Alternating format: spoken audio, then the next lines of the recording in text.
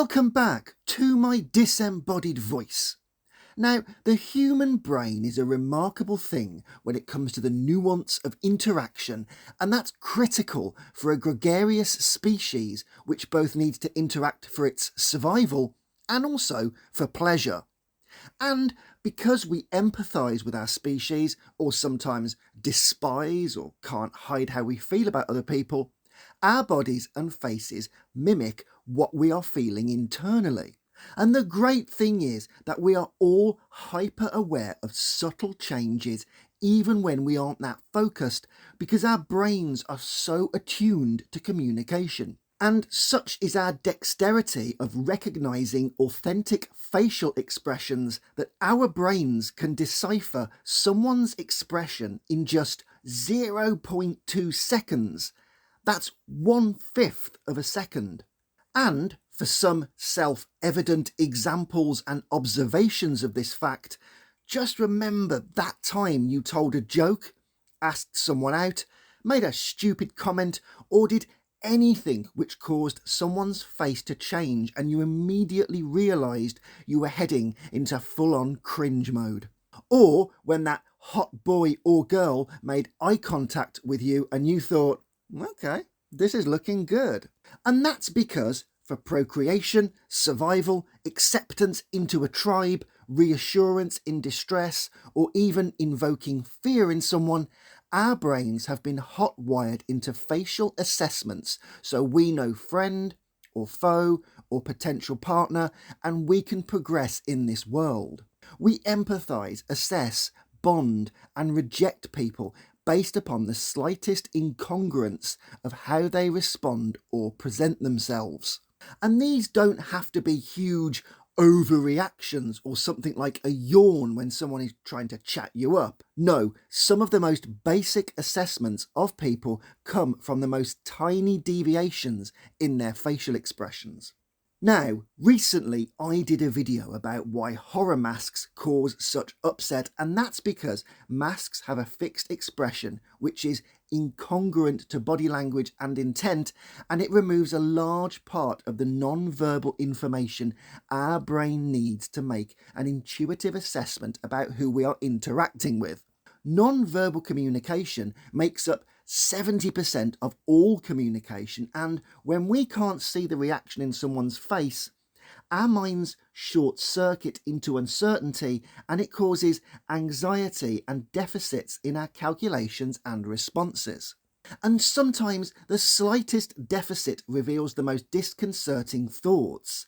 So when we come to today's movies later on, we're not looking at extroverted behaviour, more the little things which cause our brains to stop and go, hang on, what was that? Something's off there, I think. Or, whilst our movie characters might miss the subtle cues, we the viewer are already ratcheting up the concern as we can see the slight changes which are incongruent and cause that 1/5 of a second change in our brains and pull us into the more expansive parts of the story.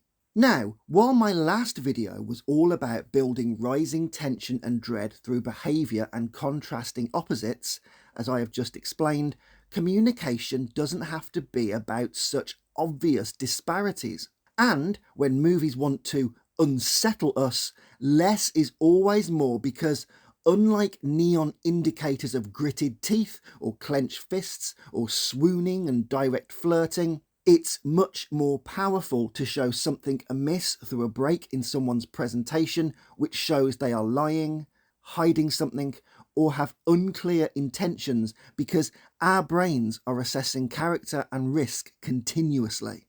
So, for today's video, join me as we look at the little nuances in someone's facial expression which causes massive changes in our reading of situations, or how the eyes can sometimes betray you, and, as ever, we'll be following a flow-through chart, and today's is the brain, the eyes, the hint, the point. Right then, let's crack on.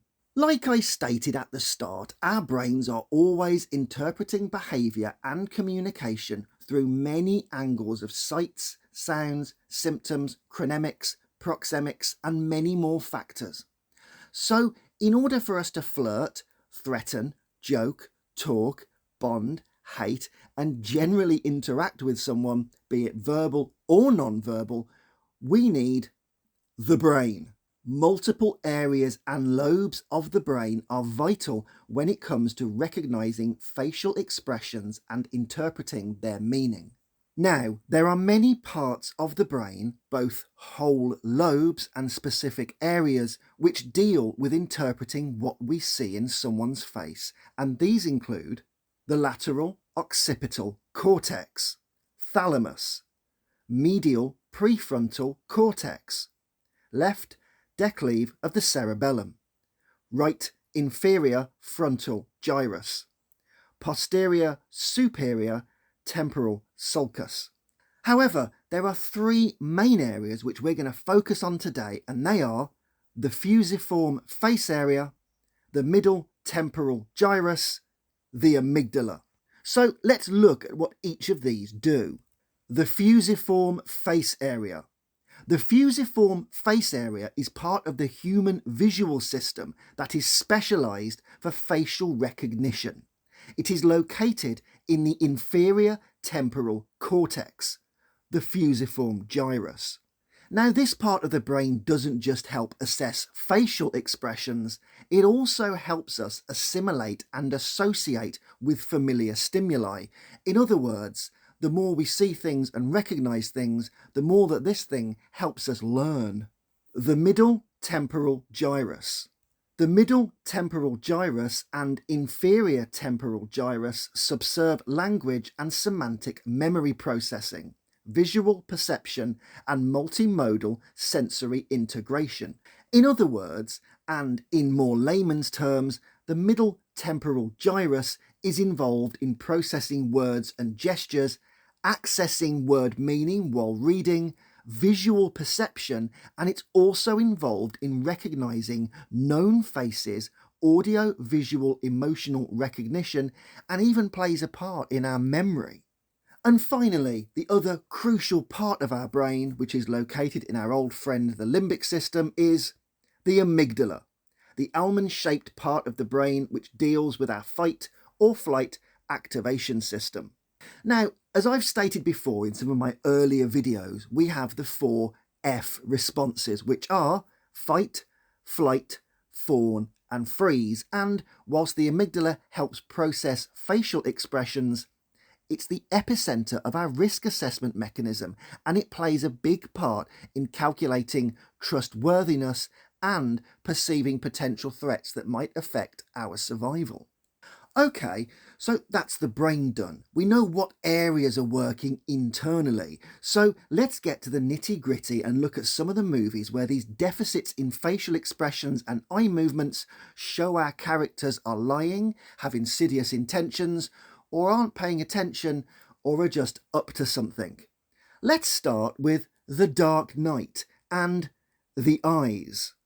Be it how we access visual memories, look at people, communicate, or display our interest, our eyes offer subtle and direct hints about our behaviour and intentions. Now, when I used to do counselling for people who had experienced severe trauma, be it in their jobs in healthcare or quite often in the army, I used neuro-linguistic programming counselling to help them overcome their distress. Now, neuro-linguistic programming deals with how we interpret all information through our senses, but also how we recall memories, events, and constructs which are not properly stored in our neocortex. Neuro-linguistic programming takes reality and how we perceive reality through our senses, how we understand it due to memory distortion and generalization, and look at what information has been deleted from our memories. And this counselling then helps store all these memories properly in the neocortex and helps the brain map out our past, which then helps us file our own memories. Now, all humans look inside ourselves and access information by eye movement. And we all store information in a certain way, and we use our eyes to locate the information either visually, auditorily, or kinesthetically. It's called the VAC method, and it's about how we store information through our senses. The VAC method: visual, sight; auditory, sound; kinesthetic, touch. And when doing this counselling and using eye placement, it's about looking at when someone's being emotive and you need to decipher their truth, their memory, their veracity, but also then reprogram those memories, be it touch, sight or sound, into the neocortex properly. Now, take a look at this picture and see how it works. First of all, when we're talking about left and right, it's from the observer's point of view. So if someone is looking to their left, then from my point of view, it's the right side. So it's important to remember that. Now, when someone is looking to their right, as I look at them, they are remembering things which actually happened. These are real events that have been painful, and they're accessing the visual reconstructive memory. Okay, so let's come to the Joker in The Dark Knight right before he kills Gamble in the early part of the film. Now, we know the Joker tells a different story each time he tells someone, "Do you want to know how I got these scars?" So, could this version actually be the true one? Well, it's very possible, because if you follow his eyes, you'll see they look up and to his left, which is to our right as we see it. Watch this and pay very close attention to his eyes. My father was a drinker and a fiend. And one night, he goes off crazier than usual. Mommy gets the kitchen knife to defend herself. He doesn't like that. Not one bit. So, me watching, he takes the knife to her, laughing while he does it. He turns to me and he says, "Why so serious?" He comes at me with the knife. "Why so serious?" Okay, so if we're going on the VAC method, then the eye movement signals that the Joker is looking up to his left, or our right, and he is remembering an actual event. Now, the VAC method is great in trauma counselling because the aim is to reprogram the mind by getting someone to recall past events but construct more comfortable images in their neocortex, or relive the event in a safe space and reprogram the brain. And next time you talk to someone and their eyes move, then you can watch out and try and figure if they are lying or telling the truth. Now, as Top Dollar said in the original Crow movie, all the power resides in the eye, and he isn't wrong. And that's important when you're talking to people, because eye contact shows you're interested. Looking away from someone shows disinterest. When you're trying to calm someone down, chat someone up, or be very serious, you make eye contact with them. You look them dead in the eye. It's a form of holding attention. So it's always important that we look at the eyes when it comes to non-verbal communication and nuance. However, coming back to the Joker in The Dark Knight, there are those couple of glances up and to his left, to our right, which, whilst this may not be a verbatim story 100%, if we follow the non-verbal VAC method, then he is recalling from memory, and it does suggest that his father did indeed go off half-cocked and put a smile on his son's face. It's also worth noting that in a later scene in the movie, when challenged by a stranger, the Joker mentions to a man that he reminds him of his father, before putting his blade to the man's mouth and saying, "And I hate my father," which is another clue that Daddy Dearest did indeed put a smile on his son's face. Now, not everything is about the VAC method when it comes to nuance, but again, the eyes show interest and location of focus. Take the recent movie Heretic, where bumbling Hugh Grant plays a sociopathic monster who books a visit from two Mormon girls, one of them being the lovely Sophie Thatcher, who I have a bit of a crush on, and as they begin their speech and start spouting their religious diatribe, Hugh Grant glances up at the rain at one point, a normal reaction I suppose, but As the conversation goes on, his eyes lose focus in the girls, and you can see him glancing to the left, or a polite but disinterested facial expression. Watch the movie and there's various points where his eyes just drift away as if he's just not bothered by what they're saying. Now, Hugh Grant has motivations for getting the girls inside his house. No spoilers here, but his intentions go far beyond discussing the melody to Radiohead's song Creep.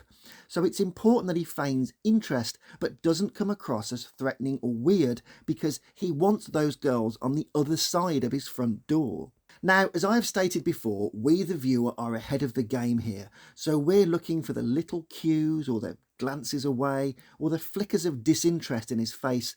All those subtle nuances of communication are going to be big signs to us. The girls are enthusiastically trying to sell Jesus and Mormonism, so they aren't really concentrating much on his face. They're remembering their own speech and passionately talking about what they love. But because we are third-party voyeurs on screen, we are able to pick up on these things much more easily. If you haven't seen Heretic, do check it out. It's a great slow burn horror which debates philosophy and Radiohead, and whilst it falls away a little at the end, it's an intriguing movie. Hugh Grant is a great bad guy, and there's lots of things to enjoy both psychologically and in terms of movie tension. Anyway, let's come back to our flow-through chart, and let's come to the hint. Sometimes a single motion or lack of words, such as paralanguage or silence, shows a deep emotional trigger or change in someone's attitude and reveals their true feelings. And for this one, we're going to take Neil Marshall's sophomore effort in 2005, The Descent, which came out, flipping heck, 2005, that's 20 years ago. Now I feel really old. Now, for context and reassurance, I don't want to spoil the movie, but I can't mention The Descent without giving a little bit of something away, so spoiler-ish warning ahead. Now, the film opens with Sarah, played by Shauna MacDonald, who's spending time with her husband, child, and her best friend Juno, played by the brilliant Natalie Mendoza, who watches on. At one point, when something is said between Sarah and her husband, we get some paralanguage subtlety of Juno as she suddenly changes her facial expression, and you wonder what suddenly caused such a jolt of discomfort in this otherwise very cosy scene. By the way, paralanguage is non-lexicon parts of speech, such as tone, speed, hesitation, and accompanying facial expressions. Now, The Descent has one of the most brutal openings in a movie ever, and what happens next causes the whole reason for the girls to go into the cave later on. But in that moment, in that scene, that split second of Juno's face and body language changing suggests everything to the viewer. Later on, before the girls hit the pothole and start caving, Juno uses a verbal hint that something is wrong by stating, "We all lost something," when talking about what happened to Sarah's husband, and this here is a much clearer sign that our initial suspicions of her non-verbal tics were correct. All nuanced body language and facial expressions are tailored towards expressing how we feel inside, even when we don't want the outside to see how we're feeling. Sometimes we just can't help how we react. Again, let's look at Heretic and Hugh Grant switching off and looking bored when his facade breaks, or getting so animated that his face smiles and bristles when he talks about religion or Radiohead's song Creep, but his eye contact and posture changes when bored also have to change because he cannot maintain one facade throughout all of the movie. Despite the fact he is a bit of a sociopath and he has insidious intentions, he still mimics what he feels inside when talking to the girls. It's important to remember that the slightest change in someone's facial expression or body language can send seismic shockwaves to how we feel and react.